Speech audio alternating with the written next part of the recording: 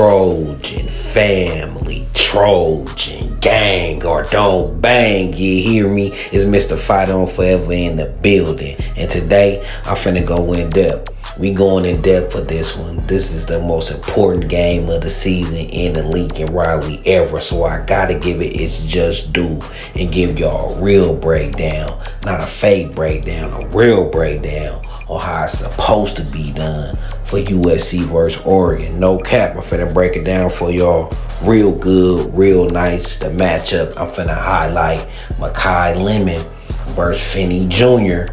up there at Oregon. Two beasts, two of the best at their position. This is probably the number one receiver in the nation going against probably the number one cornerback in the nation. So I'm gonna break down that matchup too. So grab y'all a drink or something, get comfy, because we about to walk through every angle, offense, defense, key players, energy, and injuries, right? And man, the stakes is high, so let's get into it. So the first thing I want to highlight, we're going to start on the USC side. Right? And the first guy we got to talk about is the most important guy on the field for him, right? Jayden Maiava. Now this dude, he the engine for USC. And he not just a pocket passer. Y'all know he's mobile. He extend plays. He buys time when pressure comes. You know, he has roughly 2,868 passing yards, 18 touchdowns, and only 6 interceptions this season. He's accurate on time and routes. He make big throws under pressure, and when the pocket collapses, he can use his legs to create something positive. If USC want to hang with Oregon for sure, Maiava's gonna have to be at his best. And for Maiava to be at his best, his playmakers gotta eat. And one of his favorite playmakers is Makai Lemon, right? He's probably the best wide receiver in the country, no doubt. This is somebody Jayden Maiava can depend on and often depends on, right? He's one of the most dynamic receivers in the country. Through 10 games this season, he got like 71 catches, 1,090 yards, 8 touchdowns, averaging about 15.4 yards reception. He can take short throws, turn them into explosive plays, and contributes on the ground and return game. Every defense gotta account for Makai, and don't go nowhere, because I'm gonna break down all his strength versus Brandon Finney's strength and weaknesses on both sides. Don't forget, we gonna get into that matchup and the metrics of that matchup and the importance of that matchup, right? But he not alone. You know what I'm saying? He not alone. He got a dog with him in Jacoby Lane. Now, Jacoby Lane, when you look at his stats, it don't look that chunky, but you got to remember, Jacoby Lane missed a few games, like 2 or 3 games, right? Jacoby Lane gonna bring that size, contested catch ability, and that red zone juice. He got 33 catches this year for 520 yards for 4 TDs. Makes him a strong pairing with Lemon. If defense double Lemon, that's when Lane really gonna become a problem. He could use that size. You know, Makai the shorter, swifty, quicker one. Lane got that size, that red zone ability. So when you add Maiava, Lemon, and Lane, that's a lethal combo. Lemon is the deep play big guy, right? Lane is the big target in contested situations, and Maiava has the arm and mobility to connect. This trio demands respect, and Oregon DBs must commit to coverage, leaving the run game and the underneath stuff kind of vulnerable, right? Because you're going to have to commit to these receivers and lock in with them for sure. Most definitely. Now, we got to talk about this USC offensive line, right? We got to give the nation a reality check. So let's talk about the trenches. Now, here's the real talk. People had their preseason tea about the O-line being shaky, but the tapes and stats this year tell a different story. They giving Maiava enough clean pockets to run that timing game. Not always perfect, but much better than what the hot takes said. When they execute, USC offense to start humming. That don't mean they necessarily a brick wall though. There will be games where pressure comes, right? Where Oregon D-line test their resolve most definitely, especially with creative blitzes and stunts. USC line gotta hold up, not just for one drive, but for big stretches to let the offense do its thing most definitely. And running behind that offensive line, you're gonna have your boy King Miller. Now, he's like a Cinderella story. The kid who no scholarship, he don't even have a scholarship. Walk on. Our top running back, one of the best running backs in the nation, Waymon Jordan. Right? Waymon Jordan got hurt. He was been out for like 4 to 6 weeks was the diagnosis. Eli Sanders out for the season. This walk-on ain't did nothing but come in with 99 carries for 719 yards, 5 TDs, averaging 7.3 yards a rush, right? A rush. So he gonna have to get behind this offensive line when them chances there, when them creases there, take up advantage, and he good at that. If it's a hole there, King Miller gonna hit it in bursts. He gonna get it up, he gonna get gone. The hole there, he gonna find it, and he ain't gonna play with it. One cut, dig, he gone. And he ain't alone either. When you get down in them red zone situations, goal line situations, short yardage situations, USC got Brian Jackson. Y'all seen Brian Jackson had 2 touchdowns last week against Iowa on that red zone. So that seems to be his role for them short yardage. We got Big B Jack and we got King Miller for everything else for the running back running game. You hear me? And also, you gotta watch USC tight ends. They got a pair of tight ends, Walker Lyons, Lake McCree, dudes like that who could get loose and make tough contested catches. This is a tough group, wide receiver group, when you add the tight end with contested catches. I think I seen a stat where USC is number 1 at contested catches, and that ain't just because of Jacoby and Makai. It's because the tight ends, they don't get targeted uber a lot, but when they do get targeted, they get targeted in tough positions, up them seams, making tough catches, taking tough hits from linebackers and safeties. USC tight ends is clutch, and they make big contested catches. So Oregon gonna have to watch out for that for sure, especially if they focus in on Makai and Jacoby. So look for the tight ends to get into action with play action games. So that's why we gonna have to get the run game up and going. It's really gonna help them tight ends make plays in the game. You hear me? So that's how USC offense is coming, man. And if the offensive line can stay ahead of the chains in the run game and protect Maiava, this offense can get off. It's going to get off given the opportunity, but it's going to start in the trenches. That offensive line is going to have to be consistent, especially against a dominant Oregon line. They got 21 sacks so far this season. We going to get into their defense in a minute, but that's how USC offense is coming. Now, taking a look at USC defense, we got to start with the defensive front. Now, coming into this season, we heard all the hype about the defensive line.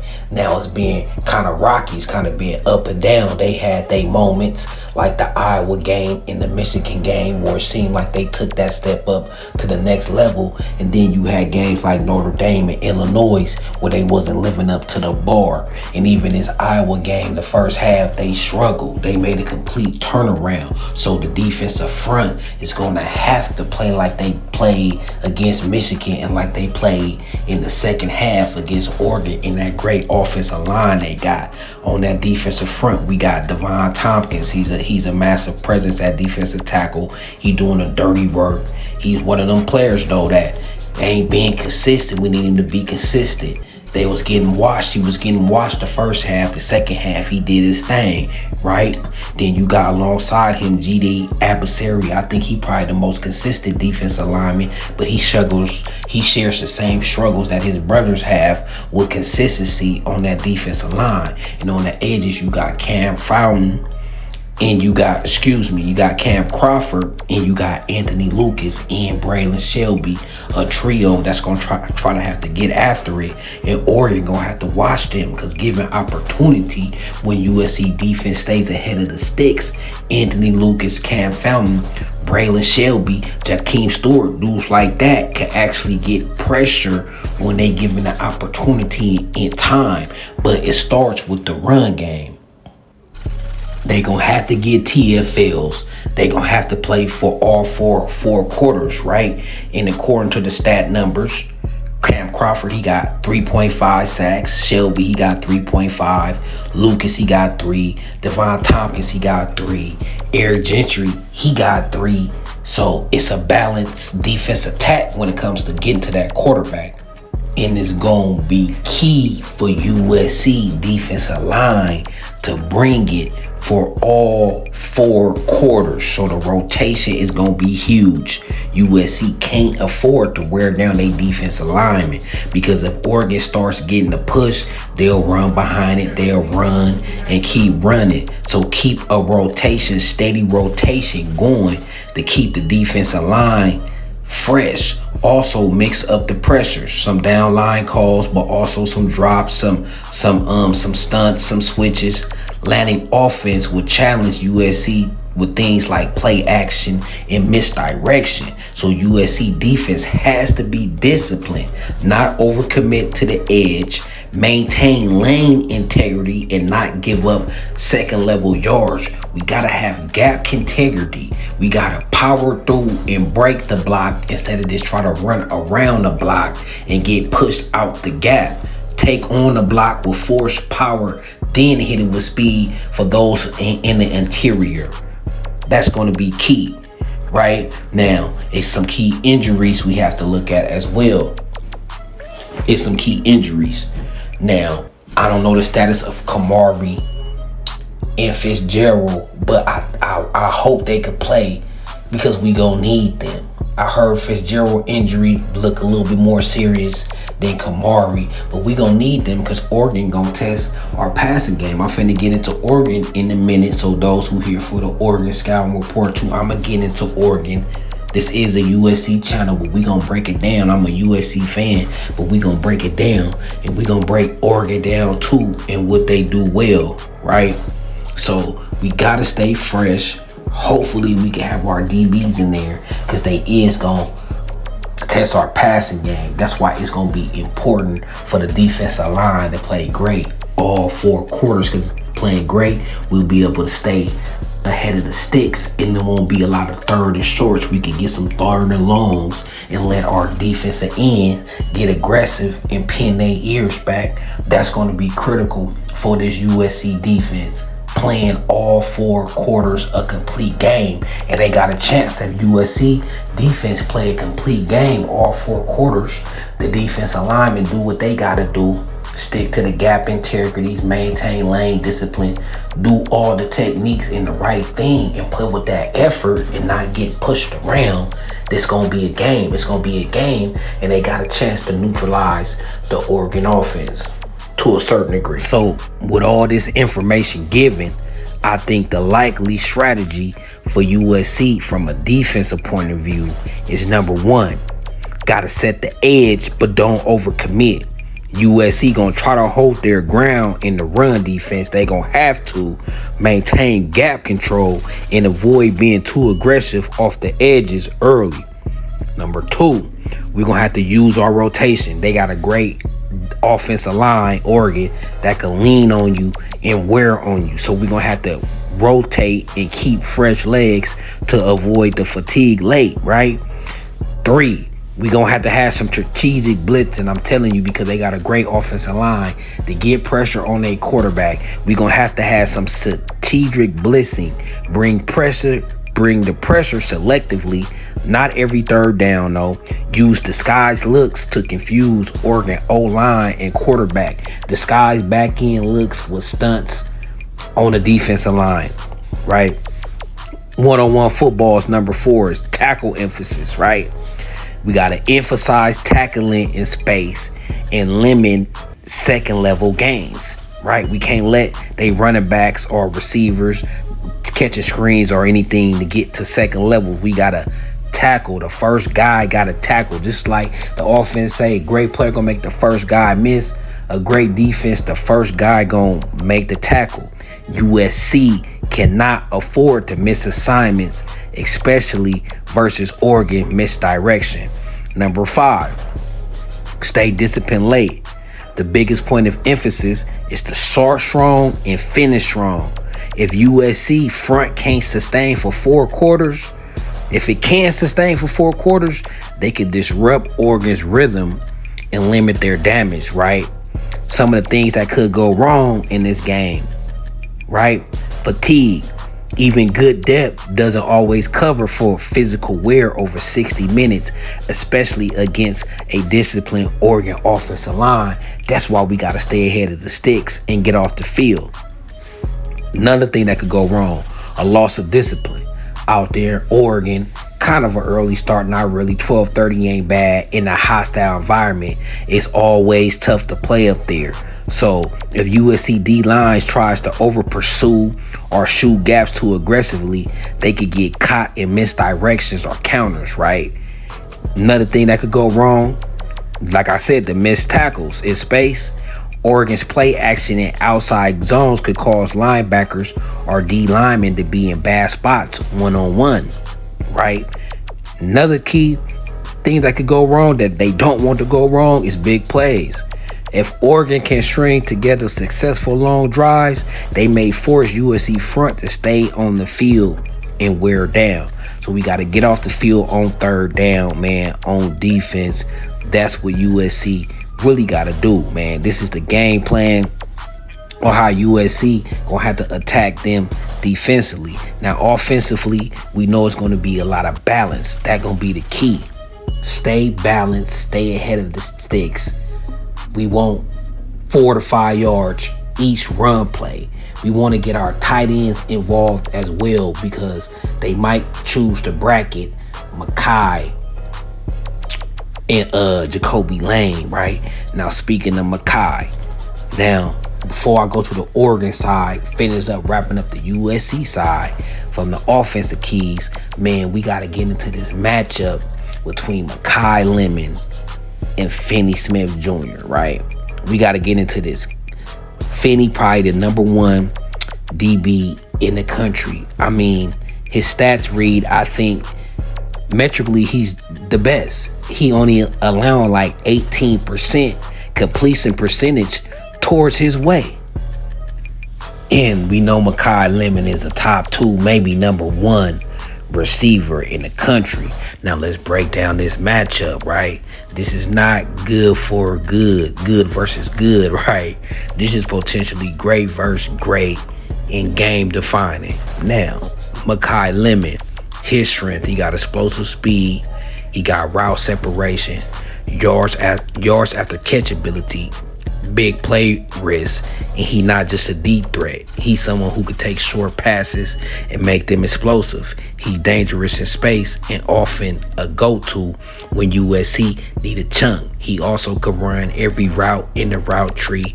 He could take the top off the defense. He could hit you in the intermediate route, short route, catch the ball, make people miss. Makai Lemon don't have too many weaknesses at all in this game, right? The only weakness is, if we gonna nitpick, he can be isolated if someone brackets him and play tight press. He may have to win contested catches, but that's something he could do. That's something he been doing all year, and he great at that. Even though he ain't got the 6'5" body, he gonna have to win contested catches this game, just like he did Iowa. And unlike Notre Dame, Maiava's gonna have to give him a chance. If you watch this Iowa game, even times when Makai was doubled and triple teamed, right, Maiava gave him a chance. So that's what Maiava gonna have to do this game to help out Lemon against a great DB. So if Finney jams Makai, uses leverage, he can disrupt his timing, and then the bracket behind him can make it hard for Maiava to get him the ball. That's the only way you really could stop someone like Makai. You gotta press him and then bracket him and try to mess up the timing with the quarterback. Now, Finney Jr., Brandon Finney. I'm a Laker fan. I know earlier I think I called him Finney Smith Jr., but it's Brandon Finney Jr., right? Now, he got excellent technique, sticky in coverage, good recovery speed, physical but not reckless. He showed in coverage that he don't just mirror, he can bait, he can break on the throw. He doesn't get faked out easily. He got the frame, the length, and the instinct to contend with a guy like Lemon. He also sees the ball well. If Lemon tries to high point it, Finney gonna be in the mix for that as well. He's a complete DB. Look like the best DB in the country. He only allowed 18% completion. That's elite, right? Now, Finney Jr. weakness, he's a younger guy. He sometimes can get beat by the double moves or by receivers who are very creative with their release, right? So that's how you want to attack Finney. You want to hit him with the double moves and be creative with your release because he oppress. He takes a bad angle. If he takes a bad angle or if Lemon gets initial separation, he has to work harder. Also, if Oregon safety help is slow or miscommunicates, Leakin can't exploit that. So his weakness, double moves, receivers with great releases. So how USC might exploit this matchup? USC probably gonna use motion, stack sets, quick crossers, and inside out routes so Lemon can shake free, double move routes so Lemon could do his thing. They also gonna use lane as a red zone bait or alternate route creator so Oregon have to respect two threats, making Finney uncomfortable by not always attacking deep.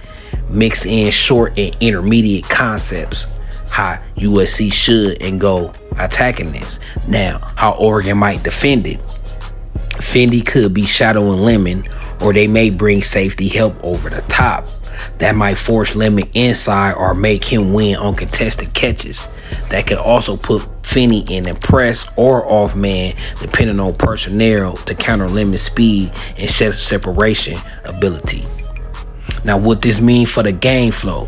If USC offensive weapons, Maiava, Lemon, Lane, Miller could get going early, they could build momentum. Lemon plus Lane demand respect. If Miller could break off some chunk runs and Maiava could operate off that rhythm, that opens up big plays and give USC tempo. This could be fast and explosive, right? On the flip side, Oregon game plan will likely be establish the run, control the line, make USC defense react, and then hit them with play action. More ability to make those off platform combined with Whittington patient but physical running style is lethal when mixed in a disciplined offense.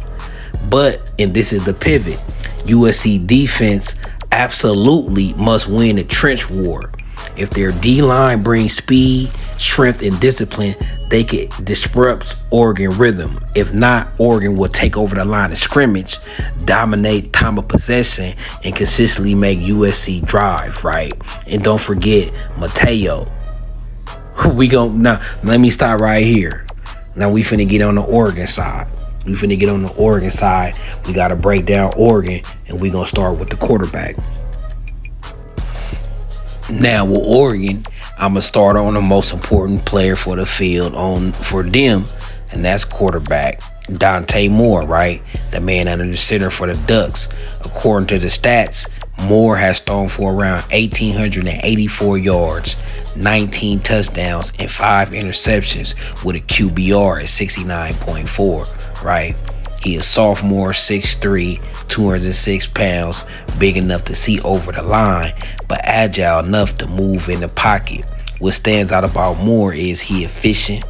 He doesn't force too many crazy downfield throws. He extends plays when protection break. He's not panic throwing. He buys time, hit guys on the run, or checks down to the smart play. He's physical enough to take hits, but his decision-making growth shows in his game. So he mobile, patient. He can make plays off schedule. He uses his legs when needed, but he's not just running. He's throwing on the move, hitting guys in space, and setting stuff up in the play action. Mobile, accurate, thrives in playing stitching, and when their O-line gives him times, he make high leverage throws. So watch for Dante Moore. He's a very good quarterback that could put points on the board with him. Our secondary is have to be on point to play this dude, even though they got some receivers missing, some guys questionable. They got enough talent over there. They stack.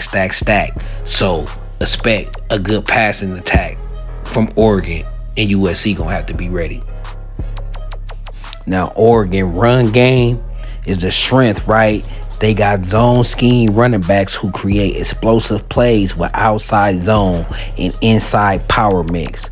Offensive line templarized for movement and angles. You hear me? Oregon backs are quick through the hole, patient on zone reads, and powerful on contact. They run with vision, and their one-cut ability makes them perfect for Oregon's scheme.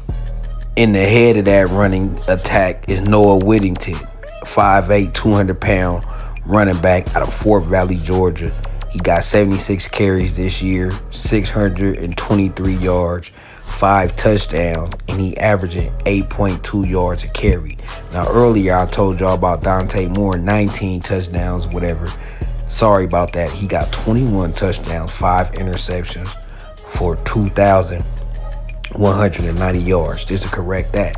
Now, Noah Whittington, like I said, he's a great back, averaging 8.2 yards a carry. His style is patient but physical.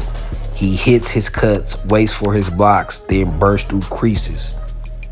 Behind him, Oregon also uses other backs to keep defense off balance, especially in long drives or third down situation.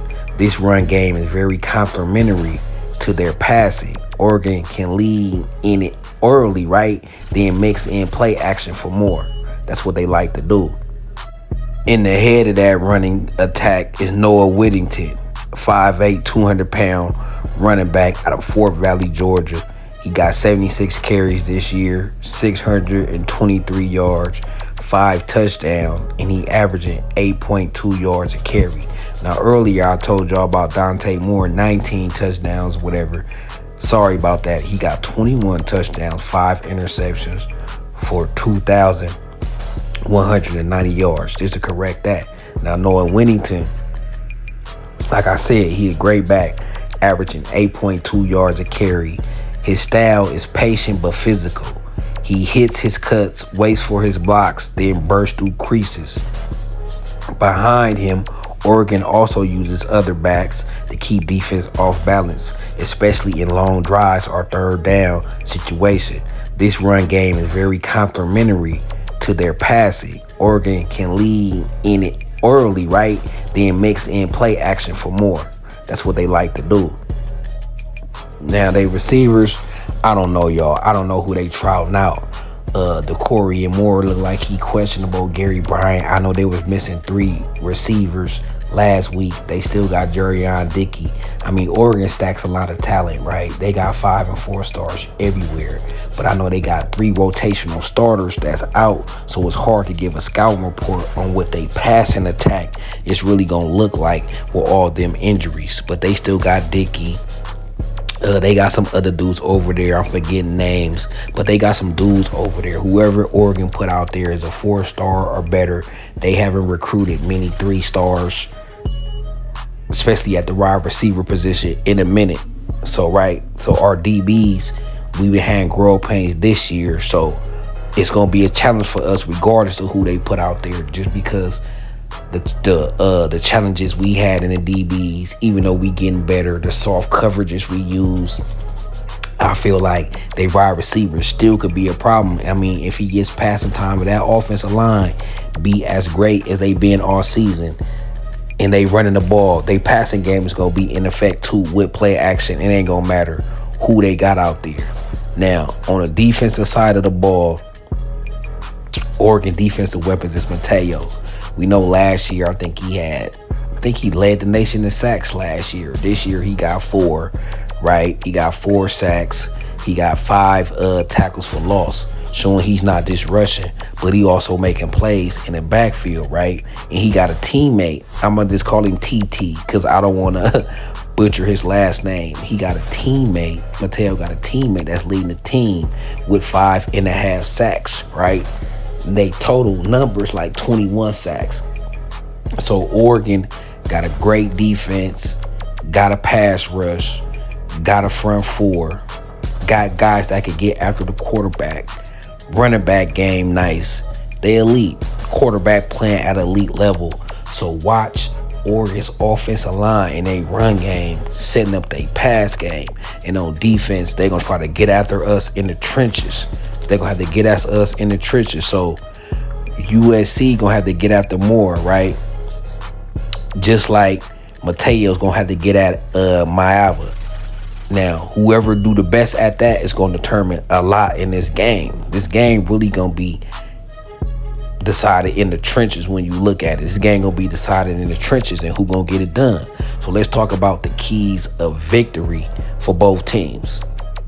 Now, here is the 5 keys to victory for USC. Number 1, the D-line must play all 4 quarters. No disappearing in the first half. All 4 quarters. Gap control has to be elite. It's a must. Number 2, contain Dante Moore's timing. Disguise pre-snap looks. Rotate post-snap. Force him to hold the ball. 3, make Oregon one-dimensional. Stop the run early. Make Moore throws into tight windows. Makai Lemon must dominate the Finney matchup, right? Makai Lemon needs to have a big game for this offense to succeed. USC need explosive plays. Lemon must win one-on-one isolations, right? And he got to win contested because I have a feeling they're going to try to double and bracket him. That's when we're going to have to throw to him even when he's open and let his great ball skill make the play. 5, we got to win the red zone battle. We have to win the red zone battle. Hold Oregon to field goals. Score touchdowns. That's simple math, but that's going to be a deciding factor in this game. And another deciding factor, a bonus one, is USC has to be ahead of the sticks on offense and defense. Stay ahead of the sticks on offense. Stay ahead of the sticks on defense. It's a must. Now, the 5 keys to victory for Oregon. 1, establish the run. Make USC D-line defend horizontally and vertically and challenge their gap discipline. 2, protect Moore. If Moore has a rhythm and he's protected, USC got a slim chance of none of slowing down this Oregon offense. Got to get to Moore, and the easiest way to get to him is stay ahead of the sticks, like I was saying.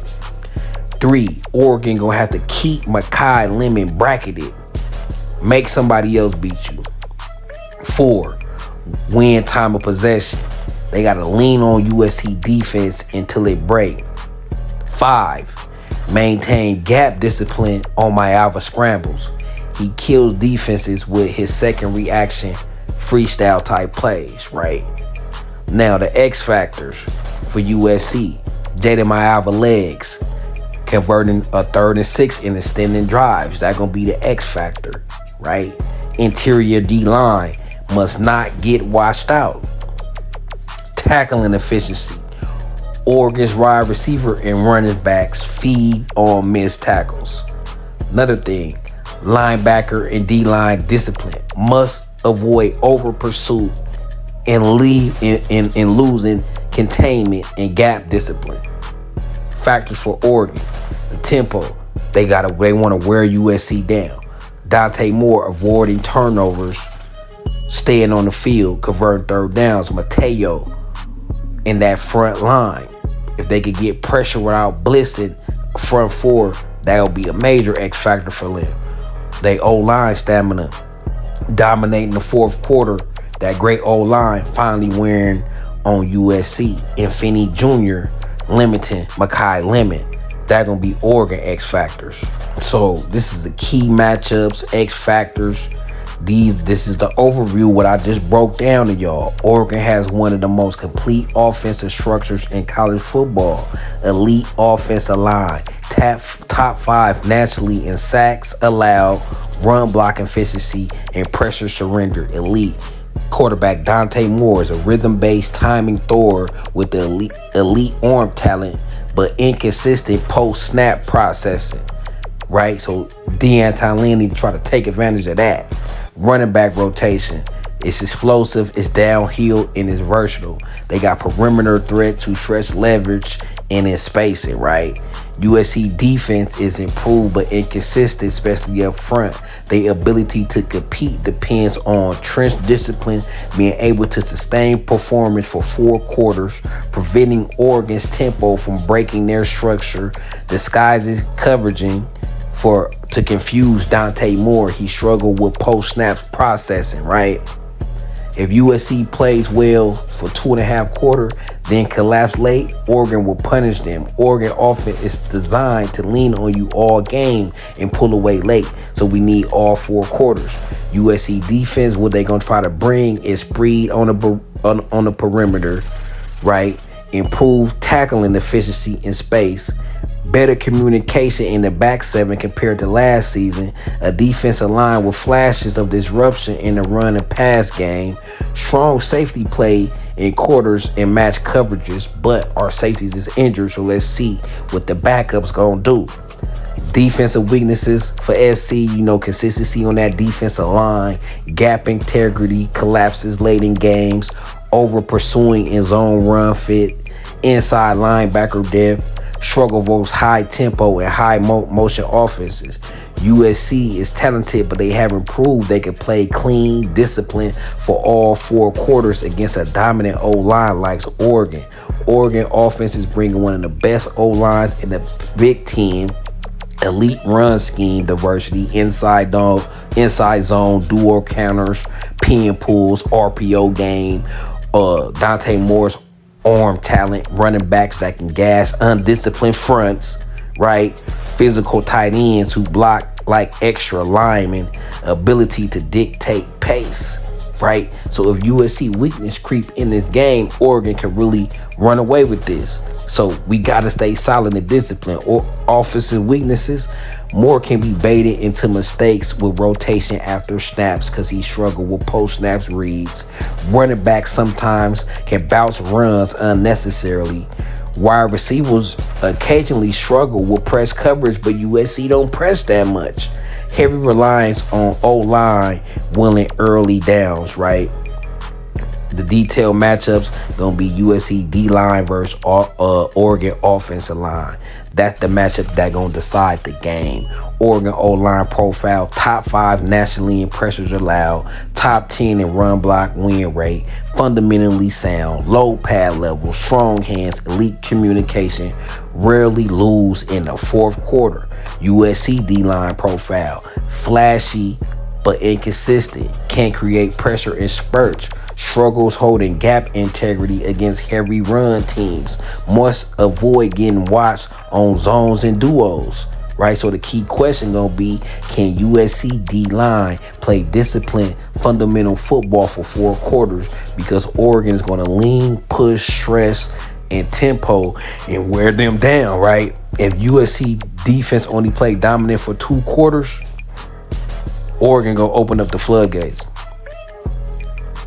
So the matchup everyone gonna be watching, like I said, is Makai Lemon versus Brandon Finney Jr, right? Makai Lemon, USC wide receiver 1, one of the top 5 most explosive receivers in college football. His strength, he got elite body control, clean releases, he footwork technician, can win inside or outside, strong after the catch, excellent versus man in zone, great feel for soft spots and coverage, right?